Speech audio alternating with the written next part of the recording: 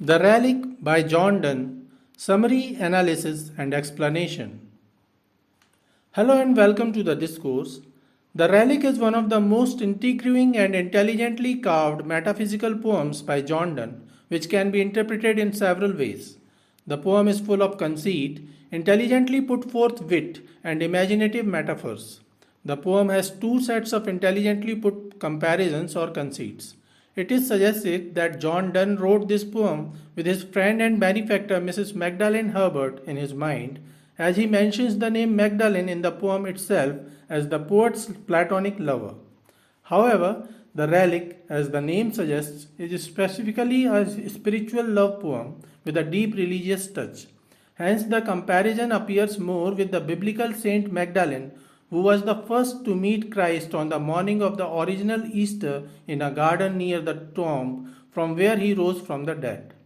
In a way, the dead poet compares himself and his beloved as Christ and Lady Magdalen in future prospects. The poet is already dead in the poem and he is in his grave.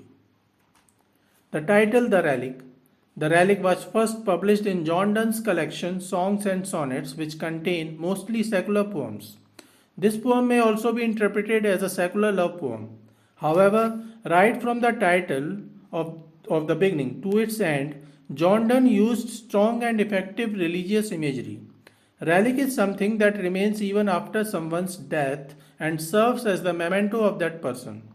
Religious relics of saints and great people often become venerated items of spiritual importance.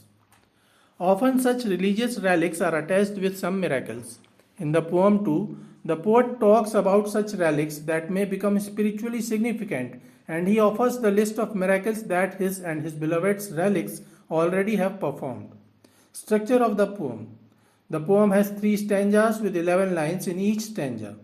The lines are in varied iambic meters with no definite pattern. The 5th and 7th lines are shorter than others in all 3 stanzas. Most of the lines are in iambic pentameter, but there are many exceptions. The rhythm scheme of the Relic is AABB CDD CEEE. The poet is dead who tells his love story after death as a first person narrator, and this provides an outward feeling to the poem. Yet the poem appears lively and relatable.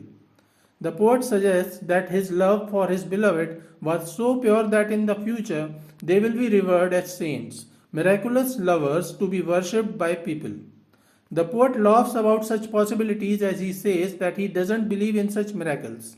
Yet he offers some insight into his relationship with his lover with whom he was buried. When my grave is broke up again, some second guest to entertain, for graves have learned that woman had to be to more than one a bed. And he that digs it spies a bracelet of bright hair about the bone.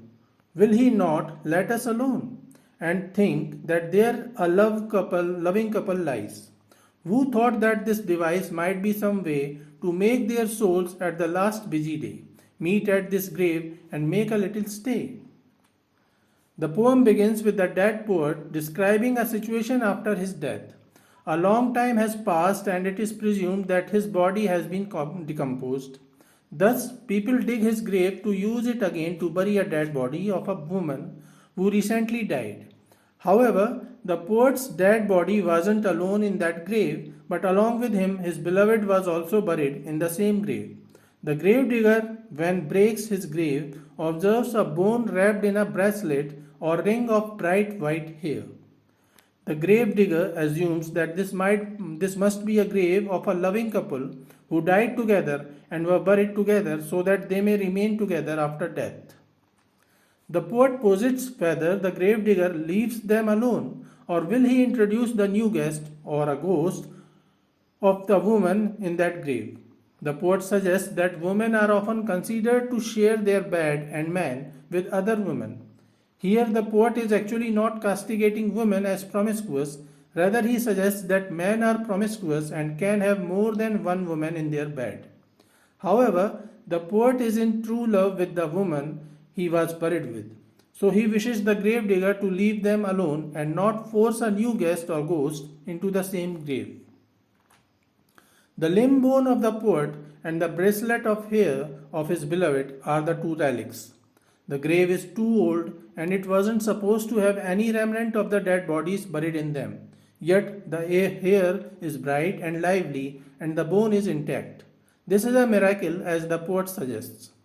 John Donne employed double alliteration in the line 6 and it makes it the punchline of the first stanza. A bracelet of bright hair about the bone. BR, first alliteration. BBB, second alliteration. It is a device by which the loving couple declares their loyalty even after death. John Donne employed a deep conceit here as he compares his bone and his lover's hair with that of King Arthur and Queen Guinevere. In the 12th century, it was rumored that the grave of King Arthur and his wife Queen Guinevere was found at Glastonbury, England. In that grave at Glastonbury, a presumed bone of a limb was found wrapped in a ring of yellow hair. While that hair appeared healthy, when the monks tried to pick that hair, they turned into ashes. John Donne uses that famous episode of King Arthur's grave to offer conceit in the poem. However, he declares that he doesn't believe in such miracles. Thus, he is actually refuting the rumor that the grave at Glastonbury was that of King Arthur and Queen Guinevere. He is passing a negative judgment against superstitions and miracles. If this fall in a time or land where misdevotion doth command, then he that digs us up will bring us to the bishop and the king, to make us relics. Then thou shalt be a Mary Magdalen, and I a something else thereby. All women shall adore us, and some men. And since at such time miracles are sought, I would have that age by this paper taught, what miracles we harmless lover wrought. In the second stanza, the poet attains a highly satirical tone. He continues to discuss the relics, the limb bone, and the bracelet of hair. In normal times, when reason supersedes belief, these relics will be ignored. However, if the remains of the poet and his beloved are found in such a time period when people pay less attention to reason and are engaged in devoting themselves to wrong things or perception, then the gravedigger will consider these relics as important. He will then inform the bishop and the king about these relics, the hidden spiritual treasure that was just found. In these lines, it appears that John Donne is criticizing Catholicism as a misdevotion. The rumor of King Arthur and Queen Guinevere's relics gained momentum during the Catholic years of England. However, John Donne is critical of both sects, Catholicism and Protestantism. Us to the bishop and the king. He is anti-Catholic as he mentioned the supremacy of the bishop. He is criticizing Anglicans too, who maintained that the king is the supreme leader.